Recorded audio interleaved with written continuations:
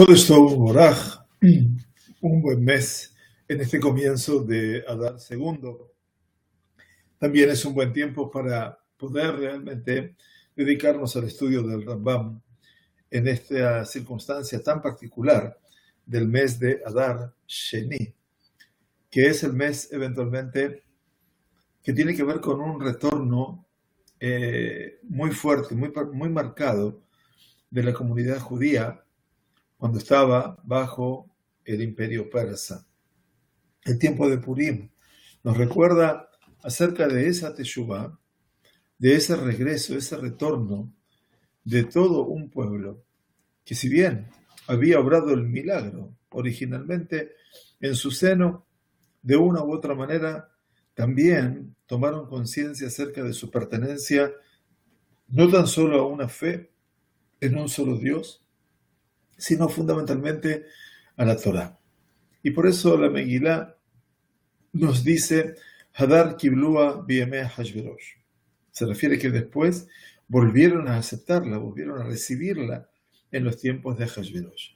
Y eso nos remite, nos conduce hacia una de las etapas realmente más constructivas dentro de la vida del pueblo judío, que nace, por cierto, en la Golá, pero que luego la celebración de Purim va a pasar a ser parte de la esencia del calendario hebreo a ser celebrado en Eretz Israel, en la tierra de Israel.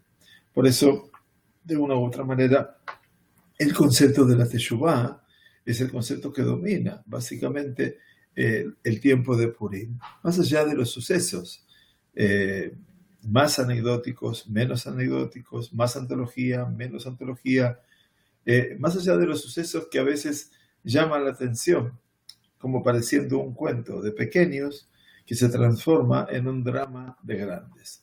Y esto es el gran dilema que recorre todo el tiempo la esencia de Purim. Muy bien, entonces vamos con nuestro Rambam en el Hot Teshuvá. Nosotros ya hemos estudiado el capítulo 1 y el capítulo 2 estamos llegando a su conclusión hoy, donde hemos visto en el capítulo 2, a grosso modo, simplemente voy a retomar el tema del capítulo 2, cuando el Rambam se preguntaba, Eizoi Teshuvá Gimura, ¿qué es la Teshuvá absoluta, completa? Y el Rambam hablaba acerca de una Teshuvá que tiene que ver con el no repetir el mismo error dos veces.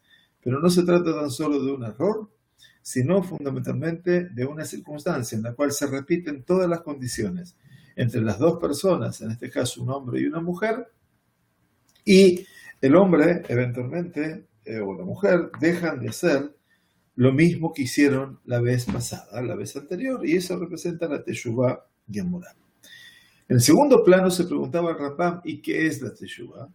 Y la Teshuvá, el Rambam afirma, es que abandona el pecador su pecado y que lo quite de su pensamiento constante y que tome una decisión interior en su corazón que no lo iba a hacer más. O sea, el proceso de la Teshuvá es un proceso que tiene tres aristas. La primera de ellas es abandonar el pecado, quiere decir no hacer lo que estaba haciendo. Por otro lado, sacarlo de mi actitud permanente. Y por otro lado, decidir en mi corazón finalmente que no lo voy a volver a hacer nunca más.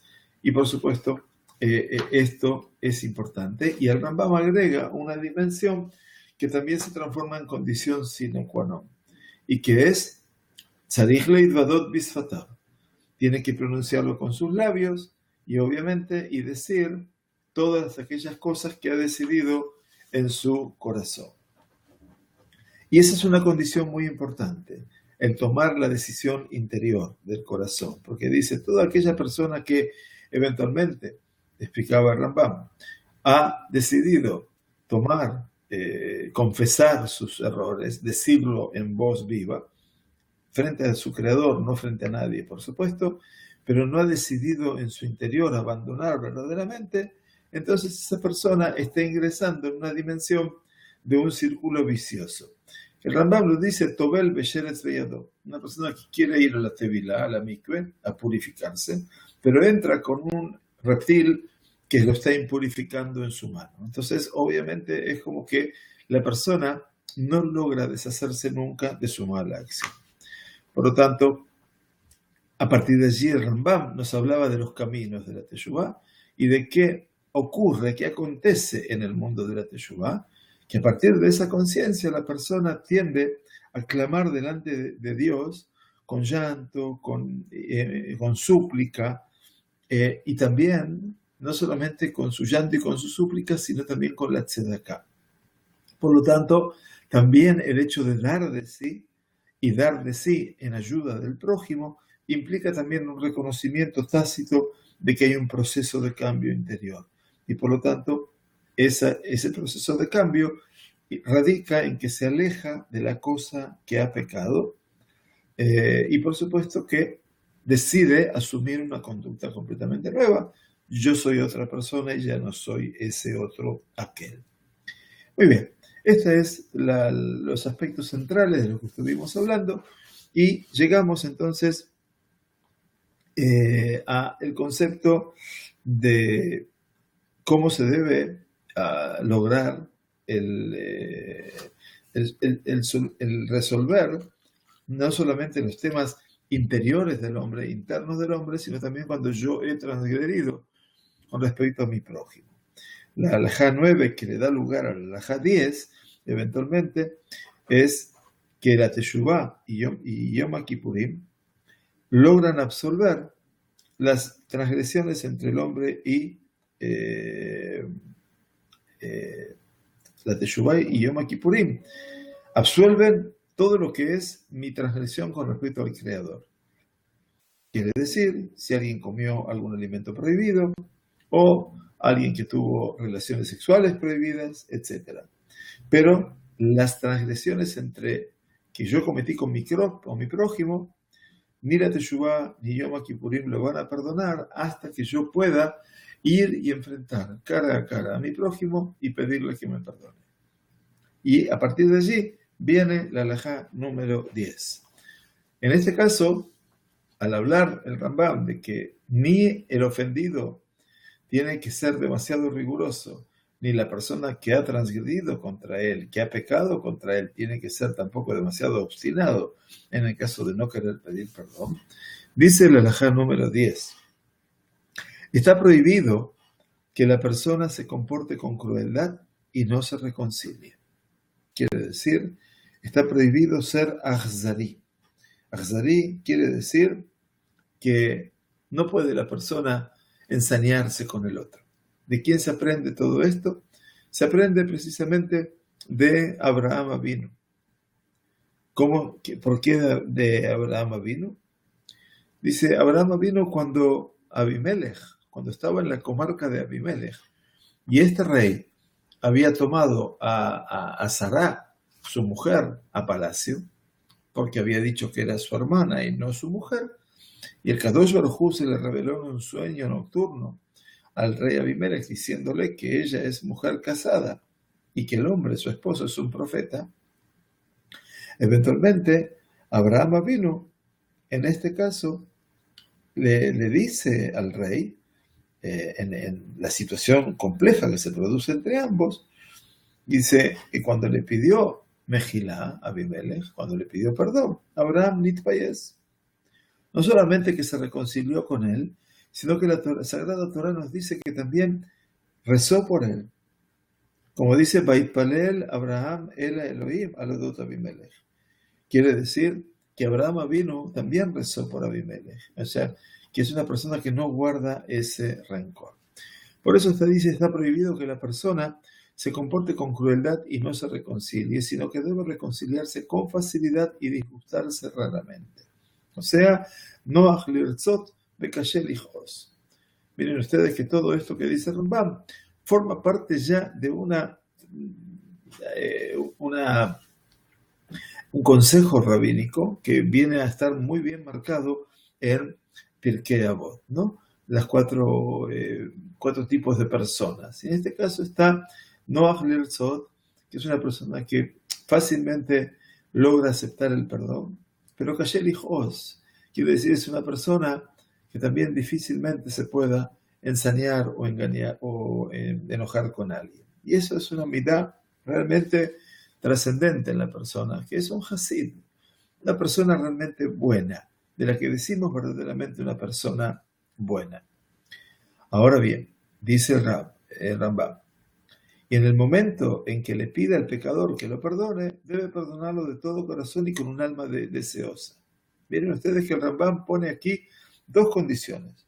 Si viene mi amigo a decirme a mí, te pido que me perdones, debo perdonarle Belev Shalem, quiere decir con un corazón íntegro, y por otro lado con Nefesh Hafetzah, con un alma realmente que yo deseo verdaderamente darle a él ese lugar para que él sienta efectivamente que ya él ha podido superar aquellos que lo tenía realmente acomplejado, en este caso en su vínculo conmigo.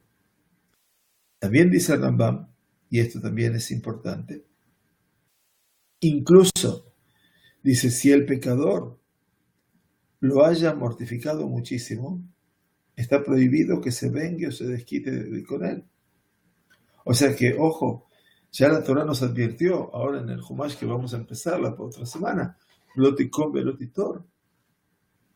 Y después ve a votar a la jacamoja, no tomarás venganza ni guardarás rencor. Tampoco puedo, a pesar de que me ha hecho algo muy negativo, eventualmente también debo vengarme o desquitarme de él. Dice Rambam, entonces, este comportamiento es la señal de la descendencia de Israel y su correcto corazón. O sea, hay algo que forma parte del camino natural del pueblo de Israel. Y eso debería ser más que nunca la pauta que maneje la constitución cotidiana del hombre. Yo creo que hoy en día, factor humano en general y factor israelí en particular, haciendo una mirada interior y un mea culpa, es muy difícil esto. Es muy difícil no vengarse o desquitarse, sino poder aceptar verdaderamente la disculpa del otro. Belev Shalem, como dice Rambam, con todo corazón y con un alma deseosa. Es difícil porque queda algunos resabios dentro de la persona. El Rambam dice, este comportamiento, quiere decir, esta forma de ser, es la señal de la descendencia de Israel y su correcto corazón. Ese es el ideal. Si yo miro a Abraham, a Isaac, a Jacob, en última instancia poder superar todo ese tipo de ítems en la vida que hablan de la complejidad. Y sin embargo, dice Rambam, los idólatras, quiere decir Obdeko Javid, los idólatras, son de corazón cerrado, o Adelelev, quiere decir su corazón es como incircunciso. No son así, sino que su enojo se mantiene para siempre. Quiere decir, no pueden realmente salir de esa realidad. Como dice aquí, entonces, y así se declara sobre los gibonitas, dado que no perdonaron ni se reconciliaron, los gibonitas no son de los hijos de Israel. Entonces aparece aquí, así está hablado con respecto a los gibonim. Lefi shelo mahalu belonit paisu. ¿Qué quiere decir? Vamos a ver en el libro de Shemuel Bet que los gibonim eventualmente no quisieron reconciliarse con el pueblo de Israel. ¿Por qué? Con Shaul Amelech, que el rey Shaul va a eliminar a gran parte del pueblo de los gibonitas. ¿Quiénes son los gibonitas? Bueno, cuando estudiamos el Tanaj y cuando vemos el libro de Yehoshua, que nos habla de la época de la conquista de la tierra, allí nos vamos a dar cuenta eventualmente que los gibonitas era un pueblo que vivía muy al ladito de donde estaba el campamento de Israel en su entrada a la tierra, y sin embargo se vistieron con ropas rotas, calzados viejos, y todo su pan, como ya que estaba echado a perder, y vinieron caminando, mostrando que estaban extenuados, marcando que venían de un camino muy lejos. Todo el objetivo de esta teatralización de los gibonitas pasó para qué? Para poder pactar con Israel. Efectivamente, aquello que el Kadosh Baruj Hu había ordenado no pactar con los habitantes del lugar, aquí los Nesiim, los príncipes de las tribus, hubieron de pactar. Entonces los gibonitas quedaron viviendo en el seno del pueblo judío, en un estatus inferior. Eran los aguateros, los que iban a buscar el agua, los que talaban los árboles, pero obviamente Shaul Amelech tuvo una batalla contra los Gibonim, como lo cuenta el libro segundo de Shemuel, donde mató a muchos Gibonim. ¿Y qué pasó después? Dice Beronit Paisú, pero no se reconciliaron. No se reconciliaron, como dice allí el texto. ¿Por qué no se reconciliaron? Se reconciliaron, dice, con David Amelech. Cuando vino David Amelech a decirles a ellos, ¿qué puedo hacer por ustedes? ¿Cómo puedo alcanzar que ustedes nos perdonen? Sin embargo, los gibonitas guardaron su rencor en su corazón. Y así nos cuenta la Gemara, el Talmud Babli, del tratado de Yevamot, que los gibonitas fueron difíciles de aceptar el perdón y la reconciliación. ¿Sí? Así que ese es un tema también muy importante. Y en la última alajá del capítulo 2, perdón, la alajá número 11, habíamos quedado en la alajá 10 y ahora terminamos el capítulo. El que haya pecado contra su prójimo, o sea, ajoté la javeró, y este murió antes que se le haya partido perdón. Bueno, no pude, no alcancé. Debe traer 10 personas y pararse frente a su tumba y dirá delante de ellos: he pecado delante del Eterno, Dios de Israel, y contra esta persona, ya que así hice contra él. O sea, tiene que decir claramente lo que hizo delante de él. Pero también dice que pecó delante del Eterno. ¿Qué quiere decir? Hatati la Hashem. O sea, eventualmente, todo lo que hizo también lo hizo delante del Todopoderoso. Si le debía dinero, debe buscar a sus herederos y devolverlo. Si no encontró a sus herederos, debe dejar el dinero en el tribunal rabínico y confesarse. O sea, leit vadot. Ahí vemos cómo el tribunal rabínico debe ser el guardador, el curador de ese dinero, hasta que venga la familia, eventualmente, de los herederos de este hombre y puedan cobrar lo que tenían que cobrar. ¿De dónde es esto? Ok, 200, muy bien. Aquí entonces termina el capítulo 2 y les damos la bienvenida entonces para estudiar el capítulo 3 en este día. Capítulo 3 ya nos plantea un tema nuevo. Dice, hay una introducción, ponen los autores aquí, a lo que es el Olam Haba, el mundo venidero. Y la introducción nos dice aquí que para entender el entendimiento de las leyes siguientes, se le va a aclarar cuál es la definición del Olam Haba según la tradición filosófica judía y las controversias sobre el tema según sus sistemas y expositores. Cuando Rambam escribe sus principios de fe, quiere decir los 13 principios de la fe judía, allí declara que los muertos han de resucitar, Tejiat Hametim, siendo este principio uno de los pilares de la fe de Israel, desde ya. Concepto sobre el cual no hay discusión entre los sabios, aunque cabe la posibilidad de encontrar quien discrepe sobre el sentido de la resurrección. Por ende, si es algo físico o si es algo espiritual. Por ende, la primera pregunta que debemos hacernos es si la resurrección es identificada con el mundo, al que los antiguos sabios llamaban mundo venidero, el Olam Haba. Rambam y Nachmanides, Ramban, discrepan sobre este punto. Según Maimónides, el mundo venidero es el que alcanza el hombre después de muerto, llamado también el mundo de las almas, o la Amanefashot. Y así declara, está bien, está perfecto. Y así declara el maestro sobre el arrepentimiento, en el capítulo 8. En el mundo venidero no hay cuerpos, sino las almas incorpóreas de los justos. O sea, para Rambam hay toda una percepción de lo espiritual. Sin embargo, Ramban, Nachmanides, el gerundense, que era de Gerona, de la cuna de la Kabbalah en España, de la mística, opina distinto y dice que se entiende por mundo venidero aquel que vendrá después de la resurrección. O sea, hay una resurrección real, física, concreta, y esas personas viven en el mundo venidero, ya que según su opinión, después de dicha resurrección, transportados, atención, en cuerpo y alma, los justos gozarán infinitamente del premio de sus obras. O sea, no solamente va a haber alma, sino también va a haber cuerpo.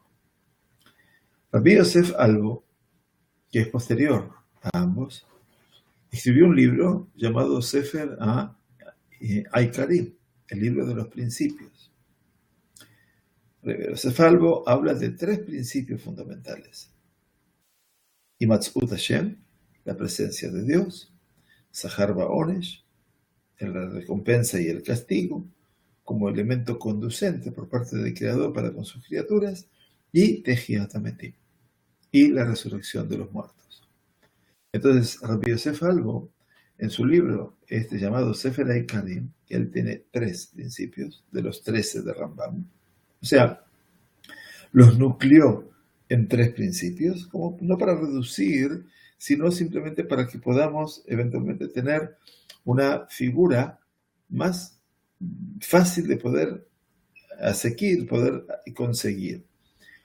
Llega a una conciliación entre ambas ideas, diciendo que en la literatura de los sabios, quiere decir en la Sifrut de los Jajamim, el concepto del mundo venidero algunas veces se aplica al mundo de las almas y otras veces al mundo de la resurrección. Aduce en comprobación de lo dicho algunos textos.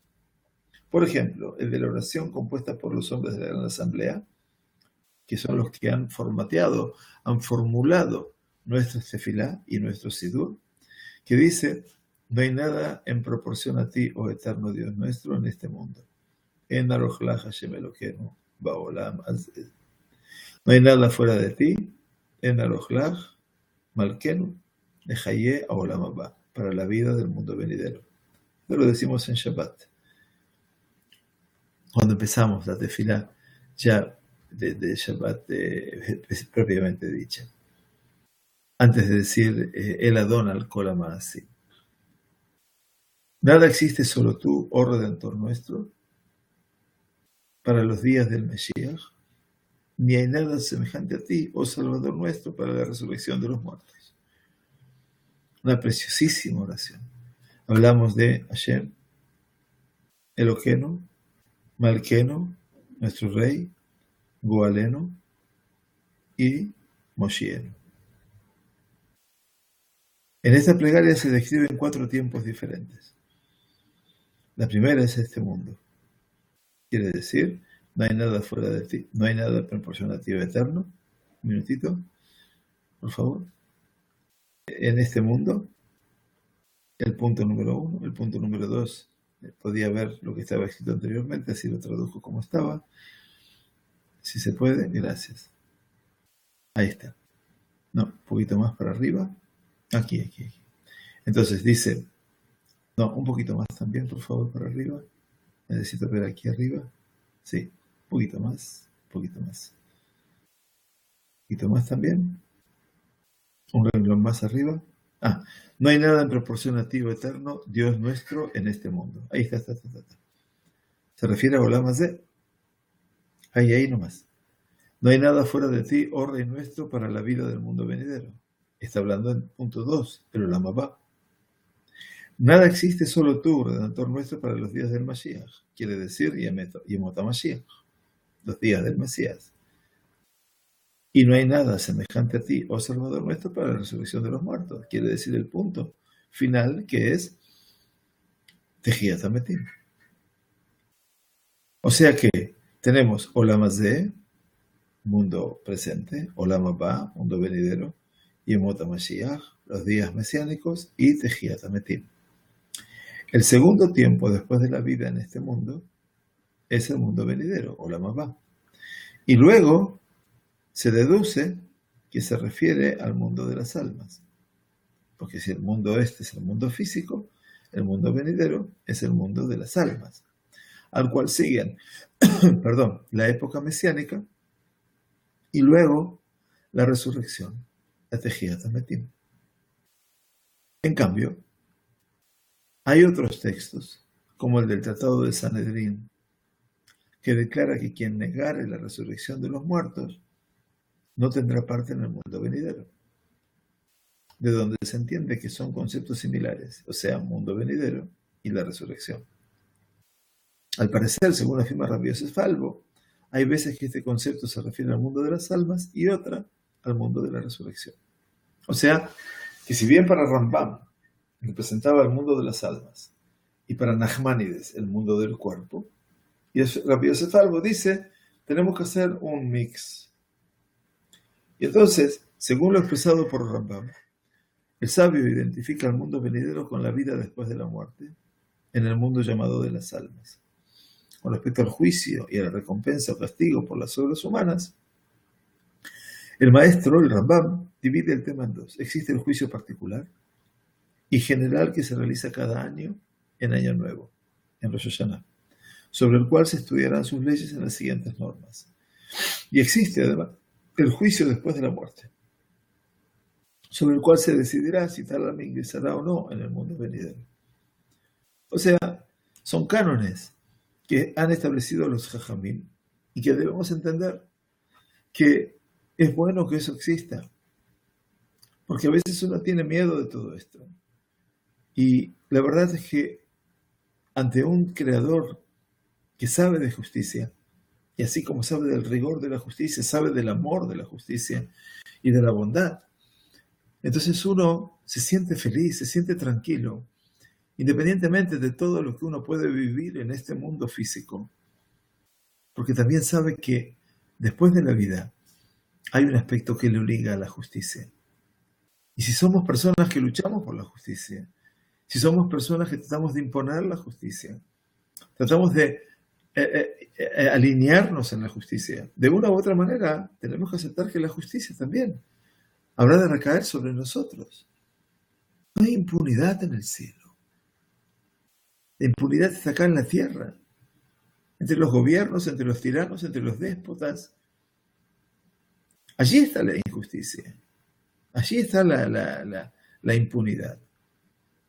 Pero allí no hay impunidad. Allí todo tiene su relato. Hay otro aspecto, desde el cual estamos hablando de una introducción que ha decidido poner el autor aquí. El concepto del mundo venidero juega una importancia trascendental. El hecho de que una persona merezca ingresar en el mundo venidero lo define como un miembro de Israel, según lo aprendido en la Mishnah, en el Tratado de Sanedrín, que dice Kol Israel y Eshlaem Chelik Olam Haba. O sea que básicamente, a priori, todo el miembro del pueblo de Israel tiene lugar en el mundo venidero. Es decir, todos aquellos que son definidos como miembros de Israel reciben la recompensa reservada a los justos después de la muerte. Ahora dice, fuera del sistema de los méritos por el cumplimiento de los preceptos, como estudiaremos en las leyes siguientes, encontramos dentro del pensamiento de Rambam que esta recompensa depende además de aceptar ciertos principios de índole doctrinal, o sea, de índole ideológico. Nos referimos a los 13 principios de la fe, según aparecen mencionados en su comentario a la Mishnah del Tratado de Sanedrín, los cuales se mencionan nuevamente, a excepción del número 11. ¿Sí? Seguimos acá abajo. Del número 11, si bien de manera distinta, en el capítulo 3 de estas leyes. Así el Rambam declara en el comentario de la Mishnah, cuando un hombre acepta todos estos principios y su fe en ellos es verdadera, él se define como parte de la comunidad de Israel. Para eso escribió el Rambam los 13 principios de la fe. Porque no quería solamente hacer una declaración de fe. Quería hacer un proceso de inclusión al judío. Para que el judío sepa por lo menos su Aleph Bet. Porque es bueno saber el Aleph Bet. No solamente del alfabeto, sino la Aleph Bet de lo que es mi identidad como tal. Y si bien hay aspectos que están lejanos a mi entender definitivo, de una u otra manera, debo saber que esos aspectos están ligados a la esencialidad del ser. Y el ser, cuando hablamos de la esencia, no siempre comprende todo lo que imaginamos comprender. Entonces, de una u otra manera, tenemos que entender también que a veces la incógnita de la vida, que será el día de mañana, también forma parte de un no saber. Y por lo tanto, dice, la comunidad de Israel tiene una dimensión doble de significación y aprendemos de los textos del maestro que quien sea parte de ella merece y puede pedir por un lado una relación humana de amor, piedad y hermandad de parte de la comunidad. Esto es el Hot de Ot, que ya estudiamos en el capítulo 6. Y por otra parte, puede pedir un lugar, la persona puede buscar, aspirar a lo que es el mundo venidero. Bien, entonces empieza Rambam el capítulo 3 y dimos toda esta introducción para poder entender un poquitito todo lo que habrá de venir y de devenir a partir de ahora. Dice Rambam en el primer alajá, cada ser humano posee méritos y pecados. Fantástico. Ustedes, nosotros, todos, tenemos zehuyot, zehut, méritos. Y también tenemos abonot. Tenemos aquella lamentable realidad en la cual la desviación natural nos lleva a perder el equilibrio. Dice Rambam, aquel cuyos méritos sean más que sus pecados, presten atención, aquel cuyos zehuyot sean mayores que sus abonot, se define como un tzadik. Eso para que vean ustedes que el tzadik, en la definición muy atrevida del Rambam, no es el hombre perfecto. Es aquel que tiene más cosas buenas que malas. Una revolución en el pensamiento judío. Y aquel cuyos abonot, sus pecados, sean más que sus méritos, se define como un réprobo, como un rasha.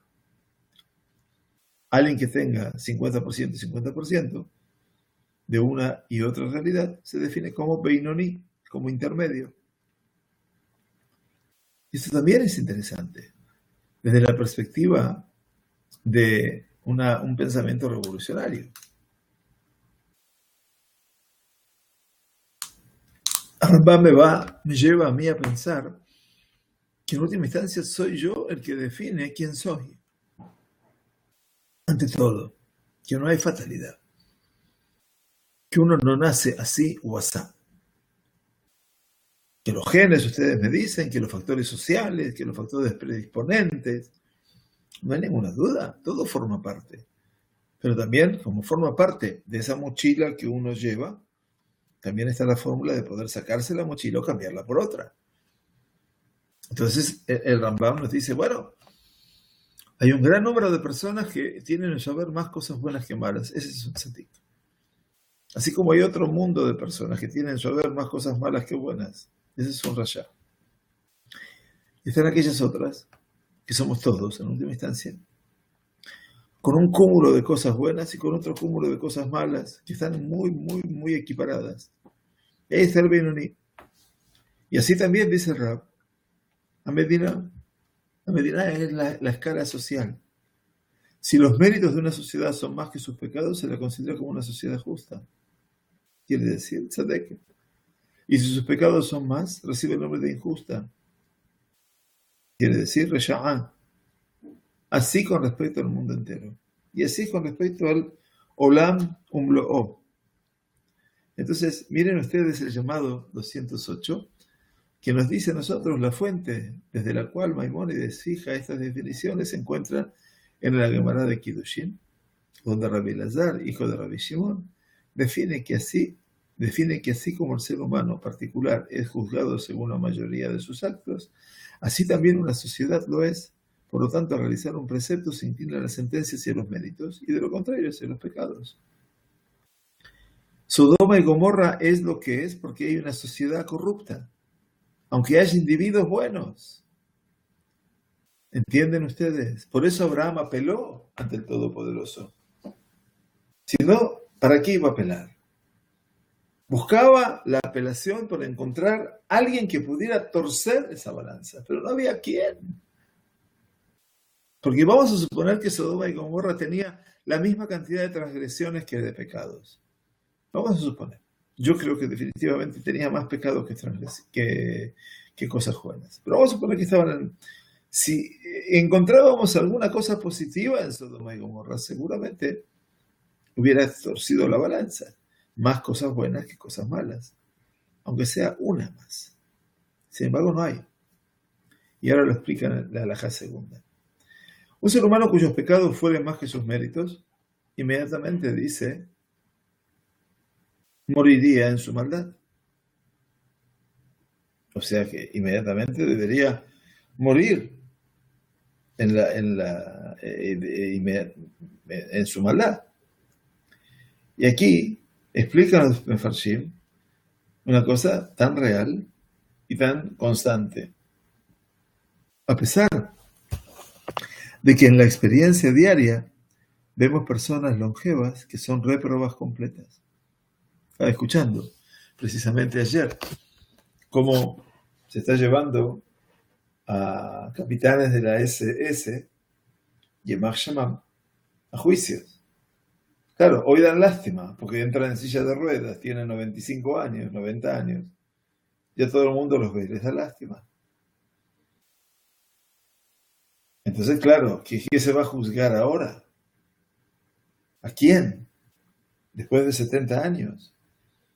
Está bien que no, ustedes me van a decir, bueno, pero por lo menos no prescribe. Sí, no, lo que prescribió fue ya el hecho de que se lo lleva a juicio tan tarde. Cuando las cosas deben hacerse en su tiempo, eso decía Rey Shelomot, Barbe y toma todo. Entonces vemos que hay muchas personas longevas que son réprobas y el criterio para fijar la sentencia no se basa en la cantidad de pecados, sino en la calidad de ellos. Como Rambam declara al final de esta ley, es decir, la intensidad de un mérito puede ser tal que sopese por muchos pecados y viceversa. Por eso puede ser que veamos a una persona que consideremos como un gran impío, malvado, pero el hecho de haber realizado un precepto muy intensamente le hizo merecer longevidad. Hay quienes explican, no obstante, que lo expresado por Maimónides aquí se refiere a una sentencia dictaminada en el momento de la muerte, es decir, que los términos muerte o vida se refieren a circunstancias espirituales, y el juicio será si se merece ingresar en el mundo venidero, y vida, muerte y los criterios expresados aquí se refieren a una realidad espiritual. Por eso es que los rabinos dijeron, Sadikim bemitatam nikraim haim. Los hombres justos cuando mueren son llamados vivos. Haye Sarah, la vida de Sarah, por ejemplo. Y Reshaim bemitatam behayehem nikraim metim. Mientras que los malvados en la vida son llamados muertos. Por lo tanto, tenemos que entender eventualmente que acá hay dos procesos. Uno es el proceso físico, que por supuesto cuando uno lo ve con sus ojos y dice, esta persona que solamente hizo el mal en su vida y sigue vivito y coleando, y otra persona que se dedicó a hacer todo el bien en su vida y se fue. Bueno, yo no puedo indagar, aunque usted quisiera hacerlo, yo no puedo, ni tampoco lo intento, indagar cuál es la justicia divina. Solo sé que cuando hoy estoy recordando la memoria de mi papá, alaba Shalom, solo sé que cuando llega el momento, tuve que decir, Tzadik ata Hashem beyashar mishpateja. Justo eres tú, Dios, y rectas son tus estamentos y tus juicios. Tzadik beyashar, justo y recto. Y eso no es resignarse, es poder contactarse la persona con la fuente de esa justicia. Porque me siento agradecido por haber llegado a esta vida y porque mis padres fueron mis padres. Estoy agradecido por la vida de ellos. No puedo comprender todo lo que es la justicia divina. Es cierto. No lo puedo entender todo. No me alcanza la vida para poder comprenderlo. Y uno se rebela contra esto. Y uno se enoja contra todo esto. Y la verdad es que es un laberinto al final. Enojarse, encresparse, decidir que yo no creo. La persona tendría que crecer un poquito más. Tendría que dar un salto en alto para poder por lo menos entender algo de lo que pasa en el Shammai. Para entender algo de lo que pasa en el Shammai. Y solamente después de eso poder imaginar cómo tiene que empezar a ver la otra realidad. Eso es lo que dice Rambam aquí. Un ser humano cuyos pecados fueron más que sus méritos, inmediatamente moriría por su maldad. ¿Cómo se declara? Dice el profeta Irmiau, Arrob aboneja. Quiere decir por la mayoría de tus pecados. Quiere decir, el hombre es juzgado por la mayoría de sus transgresiones. Arrob aboneja. Así, dice Rambam, una sociedad cuyos pecados fueran más, inmediatamente sería destruida. Como se declara, el grito de Sodoma y Gomorra es muy grande. Zahakat Sodom Ba'amorá ki Raba. ¿Qué quiere decir Raba? La ciudad de Sodoma y Gomorra, las ciudades, son juzgadas por Raba, Rov, por la mayor parte de sus transgresiones. Eso es lo que dice Rambam. De tal modo que todo el mundo, si sus pecados fueren más que sus méritos, sería inmediatamente aniquilado.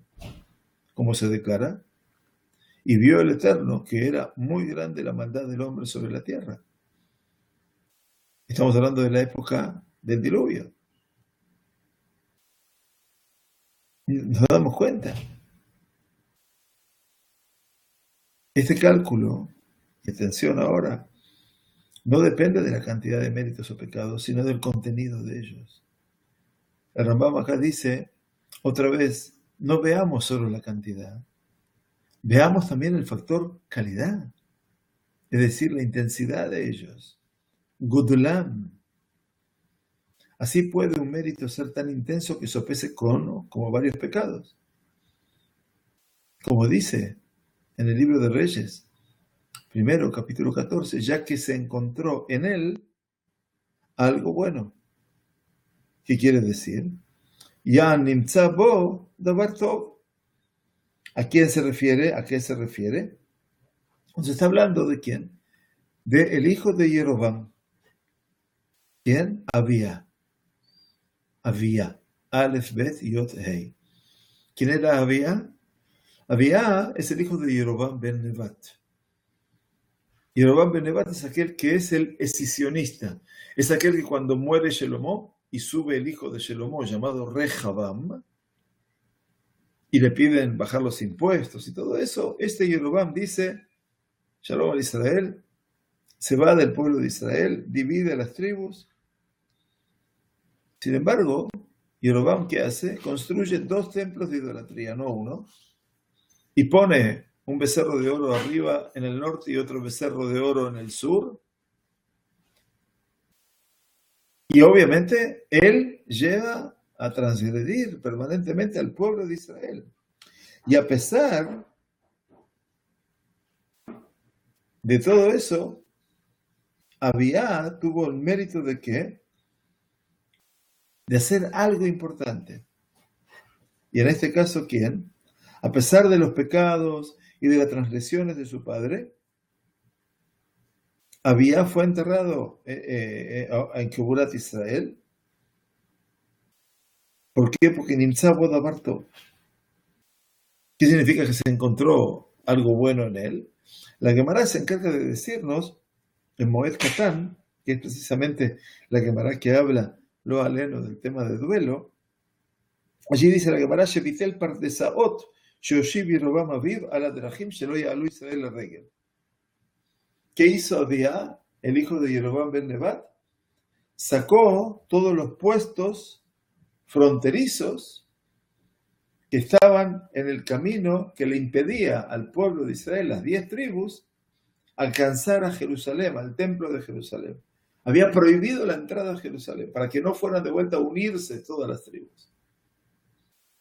Si bien Abía era hijo de un pecador y también él cometió errores. Hizo algo bueno. Y por ese algo bueno, que tiene un peso tan importante, fue absuelto.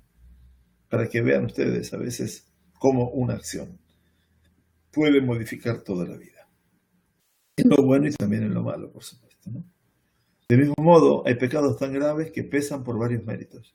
Como se declara, un pecador puede perder muchas bondades. ¿Qué dice?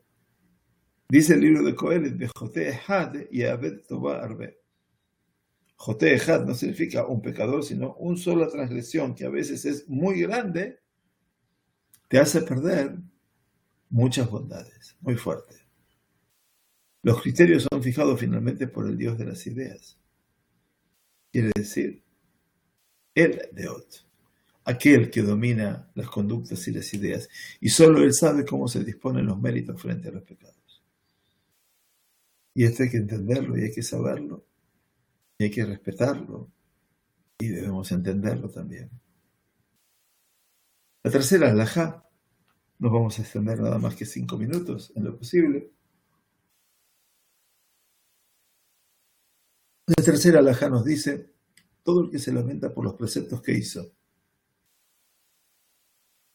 y se arrepiente de las buenas acciones que realizó, una persona que se arrepiente de lo que hizo, diciendo en su corazón, ¿qué gané al haber hecho esto? Vaya si el Rambam escribe verdades. Hubiese sido mejor no haberlos hecho. Dice, si la persona llega a decir esto, y Betet Kulan, he aquí que pierde todos sus méritos y no se le considera nunca ninguna buena acción. Como se declara, dice el profeta Yehezkel, que sepamos esto, no hay inmunidad. La probidad del justo no lo salvará en el día del delito. Esto es muy fuerte. Nadie se puede apoyar en las cosas buenas. A veces si tuviste un arranque de esa negación, dice, este versículo se refiere a aquel que se arrepintió de sus primeras buenas obras. A la Rishonot. Así dice la Gemara de Kiddushin. Porque en última instancia ustedes se preguntan, dice, pero ¿por qué no? Al final de cuentas, sus méritos, eventualmente, son mayores que sus transgresiones. Por lo menos porque uno se lo considera 50% y 50%. Dice, lo que hay que entender, dice la Gemara, es que hay una persona que está todo el tiempo mortificado, pensando y arrepintiéndose por el bien que hizo. No por lo malo que hizo, sino por el bien. Entonces se anuló todo el bien que hizo y le queda solamente lo malo. Muy difícil, ¿no? Pero bueno, así como se pesan los méritos de una persona y sus pecados en el momento de la muerte, así cada año y año se pesan los pecados de cada uno de los seres humanos por sus méritos en el día de la festividad de Rosh Hashanah. Sabemos bien que es Yom Adin, Año Nuevo. Aquel cuya definición sea la de un justo, quiere decir que tengo más cosas buenas que malas, su sentencia será para la vida. Mientras que aquel, Dios no permita, que su definición sea de réprobo, de Rasha, que tiene más cosas malas que buenas, su sentencia será para la muerte. Pero como todos somos Beinonim, aquel que sea una persona intermedia, su sentencia quedará pendiente hasta Yom Kippur. Quiere decir, va a quedar Tolim Be'ondim. Estamos en una pendiente, en un péndulo. Hasta el día del perdón. Si se arrepiente, será sentenciado con vida. Y si no, Dios no permita, con muerte. Aquí, en el llamado 210, nos dice Rambam, ya mencionamos en nuestra nota anterior la famosa pregunta. Vemos que hay justos cuyos méritos son muchos, y que sin embargo mueren. Y por otro lado, vemos réprobos cuyos pecados son muchos y viven. A esto respondía Nachmanides en su obra Sha'ar HaGemul. Las puertas de el Gemul es cómo se recompensa o no a la persona, diciendo que los justos o réprobos, los tzadikim o reshaim, de los que tratamos se refieren a justos o réprobos según una definición puntual de este juicio. Es decir, aquellos que son declarados inocentes en el juicio se denominan justos, pues la sentencia se basa en este juicio, a pesar de que de forma general tengan pecados, ya que este es el modo del Creador de recompensar en este mundo por algún mérito especial que tenga el juzgado en el momento del juicio. Yo voy a Rosh Hashanah ante el Creador en mi juicio, y obviamente puedo llevar que tengo más, menos o más, menos o igual. Pero hay un mérito especial que puede ser considerado, mientras que puede haber justos que por haber hecho algún tipo de pecado, reciben el nombre de impíos con relación a este juicio puntual. También, por lo malo que dice, una sola cosa. 100 cosas buenas y una mala, pero eso, lo que hice mal tiene un peso terrible. Entonces, hay que entender que también eso puede torcer toda la realidad.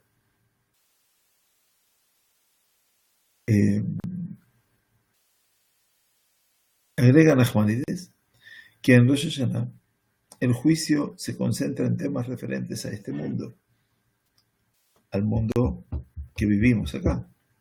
Es decir, los conceptos de vida o muerte de los cuales hablamos no se refieren únicamente al número de años, sino que todos los castigos materiales fueron incluidos en el concepto de muerte. Todos los castigos materiales, que son enfermedades, pobreza, esclavitud, etc. Mientras que todas las recompensas materiales dentro del concepto de la vida. La vida es una recompensa en sí, ¿no? La salud. El juicio en Año Nuevo se lleva a cabo por un sistema diferente del juicio en el momento de la muerte. Quiere decir que el juicio de Rosh Hashanah es de los seres vivientes, que es diferente al juicio que se hace en la muerte.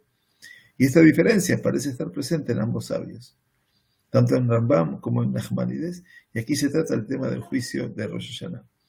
O sea que es un juicio eventualmente para los seres vivientes.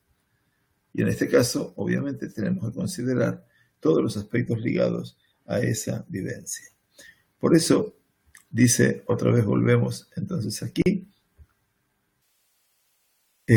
al final, si se arrepiente, será sentenciado con vida, y si no, con la muerte. Quiere decir, los que quedaban pendientes entre Rosh Hashanah hasta Yom Kippur, que son las Seder Yemei Teshuvah, como decíamos al principio, los 10 días de la Teshuvah, 10 días únicos, hermosísimos días del año, a pesar de que son Yamim Noraim, son días que conmueven, no los terribles que traducen generalmente la gente, son días que vienen a conmover.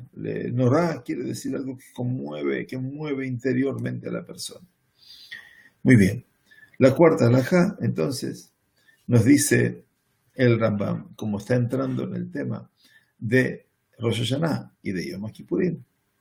Dice, a pesar de que el acto de hacer sonar el cuerno de carnero, el shofar, en el día de Rosh Hashanah es un decreto de carácter bíblico, la Torá dice, Yom Teruah Elahem, día de toque de shofar será para vosotros. Es decir, no tenemos una razón para hacerlo más que el mandato divino, está claro. Akadosh Baruj Hu me pide que toque el shofar. Es posible encontrar una alusión. Sin embargo, hay un remez, dice Rambam. ¿Y cuál es? Ouro mishenatehem. Puro yeshenim mishenatehem. Despiértense de su sueño los que duermen. Benirdamim akitsu bitardemathem. Y los que están adormecidos, despiértense de su adormecimiento. Quiere decir, a partir de la idea del shofar, eventualmente también el Rambam busca algún sentido adicional maravilloso, porque es la naturaleza del Rambam. ¿Qué dice el Midrash, el llamado 211? Los sabios declaran en el Midrash, Vaikra Rabbah, hagan sonar el cuerno del novilunio, Tikuba Ho de Shofar, del libro de Salmos.